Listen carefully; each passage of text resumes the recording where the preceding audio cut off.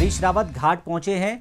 यहां पर वे ग्रामीणों से मुलाकात कर रहे हैं। आप साथ में विजुअल्स देख सकते हैं। हरीश रावत घाट पहुंचे हैं। ये सोमवार की घटना के दिन आपको बता दें, जिस घाट में सड़क चौड़ीकरण को लेकर के ग्रामीणों ने जो प्रदर्शन किया था, उसके बाद पुलिसकर्मियों ने जो लाठीचार्ज किया, बर्बरता दिखाई। इसके अलावा बताया जा रहा है कि कुछ पुलिसकर्मी भी जख्मी हुए, घायल हुए, प्रदर्शनकारियों ने उन पर पथराव किया। ऐसे में हरीश रावत जो हैं, हम आपको विजुअल्स लगातार दिखा रहे हैं। हरीश रावत घाट पहुंचे हैं, ग्रामीणों से मुलाकात कर रहे हैं, उनकी समस्याओं को जान रहे हैं, उनकी समस्याओं से ग्रामीणों से मुलाकात कर रहे हैं, बात कर रहे हैं, साथ ही सरकार पर वार भी कर रहे हैं। पुलिस द्वारा की गई जो कार्रवाई है उसकी निंदा कर रहे हैं। उन्होंने मुख्यमंत्री त्रिवेंद्र सिंह रावत से मांग करी है कि मामले में कड़ी से कड़ी कार्रवाई की जाए, जांच की जाए, निष्पक्ष जांच की जाए। जो भी प्रदर्शनकारियों पर हमला हुआ है, महिलाओं पर, बच्चों पर, बूढ़ों पर जो लाठीचार्ज हुआ है, उसकी उन्होंने कड़े तौर पर निंदा की है। उन्होंने कहा है कि ऐसे लोगों के खिलाफ सख्त से सख्त कार्रवाई की जानी चाहिए। हम आपको सामने साथ में विजुअल्स लगातार दिखा रहे हैं। हरीश रावत इस वक्त ग्रामीणों से मुलाकात कर रहे हैं घाट में। घाट पहुंचे हैं पूर्व मुख्यमंत्री हरीश रावत। पूर्व मुख्यमंत्री हरीश रावत पहले भी जो है सरकार पर लगातार हमलावर होते रहे हैं। इसको सीएजी भी कह रहा है और इस मार्च के आखिर तक ये प्रतिशत 45% से ज्यादा नहीं होगा।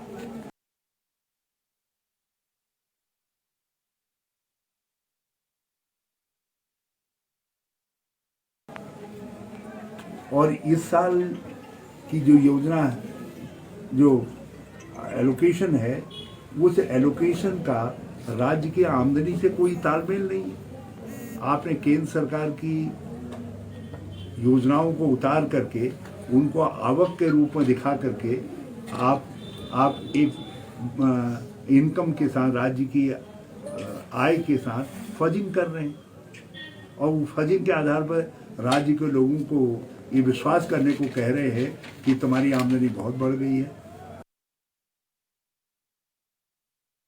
और ये 4 साल त्रिवेंद्र सरकार की जो औसत आय है, औसत वृद्धि है 4 साल में राजस्व की, वो 9% के आसपास है। और जबकि मैं इनको 7% की 19.5% की राजस्व वृद्धि दर दे करके गया और आज स्थिति चिंताजनक है। राज्य की राजस्व प्राप्ति केंद्र सरकार से भी अनुदान की स्थिति केवल लटकंत है। कुछ बातें कही जा रही हैं लेकिन कहीं उसको धरातल में नहीं दिखाई दे रहा है। केवल 15वें वित्त आयोग के कुछ पैसे के आधार पर राज्य में ये जताया जा रहा है कि हमने पैसा बहुत दे दिया है पंचायती संस्थाओं इत्यादि को, जबकि जिला प्लान को, जिसको कट टू साइज कहते हैं ना, इन्होंने तो आधा आधा कर दिया। आप चमोली के जिला प्लान के श्री राजेंद्र भंडारी के समय के जिला प्लान को देखिए और आज के जिला प्लान को देखिए। मैं राजेंद्र भंडारी जी के 2015-16 के जिला प्लान को आप जरा देख लीजिए और त्रिवेंद्र सरकार के जिला प्लान को देखिए, आधा है जिला प्लान। जब जिला प्लान आधा है, जिला प्लान के सवाल बाहर न उठे, इसलिए डिस्ट्रिक्ट प्लानिंग कमेटी का चुनाव नहीं करो, गठन नहीं किया जा रहा है। जो अनिवार्य है इसका गठन, उसका गठन नहीं किया जा रहा है। तो ये बजट पूरी तरीके से उत्तराखंड के लोगों के को धोखा देने वाला बजट है। इसमें जुमले परोसे गए हैं। केंद्र सरकार की कुछ ऐसी योजनाओं में प्रत्याशित अनुदान को राज्य के आय में दिखाया गया है और राज्य के आय के स्रोतों को छिपाया गया है, जबकि हर क्षेत्र में जिसमें आबकारी, खनन आदि भी सम्मिलित है, उस क्षेत्र के अंदर भी राजस्व वृद्धि दर में भारी गिरावट आई है। तो ये कुल मिलाकर के नौजवान विरोधी बजट है। ये बजट राज्य के विकास को गति देने में समर्थ नहीं है। इससे प्रशासनिक कन्फ्यूजन बढ़ाने वाला है। और इस बजट में आम जन के लिए न रोजगार है और न महंगाई से उसको कुछ राहत देने की कोशिश है। मुख्यमंत्री को चाहिए था कि इस समय जरा वैट घटा करके पेट्रोल और डीजल पर लोगों को कुछ राहत देते। गृहिणी की बात बहुत कर रहे हैं हमारी बहनों की, गैस के दाम आसमान की तरफ बढ़ रहे हैं, उसमें किसी तरीके की राज्य सरकार की तरफ से राहत देने की कोशिश नहीं हो रही है आम गरीब आदमी को। तो कुल मिलाकर के न महंगाई से किसी तरीके की राहत देने वाला है, न विकास की आशा बढ़ाने वाला है, न नौजवानों का कल्याण करने वाला है, न किसानों का और आम जन का हित देखने वाला है। तो ये बजट केवल एक जो है अपरिपक्व एक्सरसाइज मात्र है और राज्य के विकास के ये जो इनके कार्यकाल में अंतिम सोपान था, वो अंतिम सोपान में भी ये सरकार बिल्कुल विफल नजर आती है। अब आप ये सारी आपने वर्तमान सरकार की अनुपलब्धियों को, असफलताओं को गिनाया। इसका विकल्प है कि आपकी सरकार आए, आपके कहने का है, पर किसके नेतृत्व में ये सरकार आएगी? हरीश रावत के नेतृत्व में आएगी कि किसके नेतृत्व में? मैं अभी ये कह सकता हूँ कि कांग्रेस के नेतृत्व में सरकार आएगी, लेकिन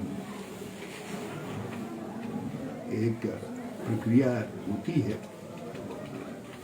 हमने पार्टी को कुछ सुझाव दिया है।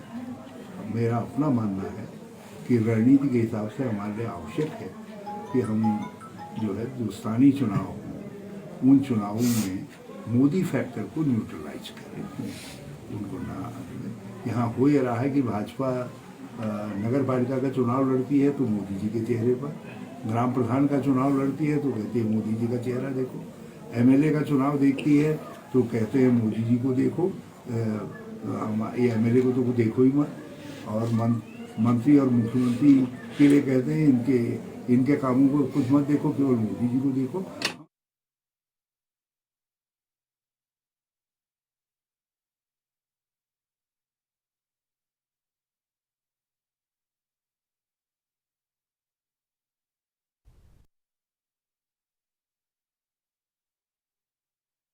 हरीश रावत सरकार पे जो है घाट पहुंचे थे, चमोली जनपद के घाट पहुंचे, वहां उन्होंने बजट को लेकर के प्रतिक्रिया दी। उन्होंने कहा कि ये बजट पूरी तरह से निराशा देने वाला बजट है। उन्होंने कहा ना युवाओं का इसमें फायदा है, ना राज्य का विकास होगा। पूरी तरह से त्रिवेंद्र सरकार को उन्होंने बजट में फेल बताया। उन्होंने कहा कि इस बजट का कोई विजन नहीं है। वही हम आपको साथ साथ बजट की बड़ी बातें भी बता रहे हैं। त्रिवेंद्र सरकार का ये 5वां बजट है। लगभग 57,000 करोड़ रुपए का बजट पेश किया गया है। बजट पेश करने वाले दूसरे सीएम बने हैं त्रिवेंद्र सिंह रावत। इसके अलावा इससे पहले रमेश पोखरियाल निशंक ने अपने कार्यकाल के दौरान बतौर वित्त मंत्री बजट पेश किया था। इस बार भी जैसे कि त्रिवेंद्र सिंह रावत के पास वित्त मंत्रालय है,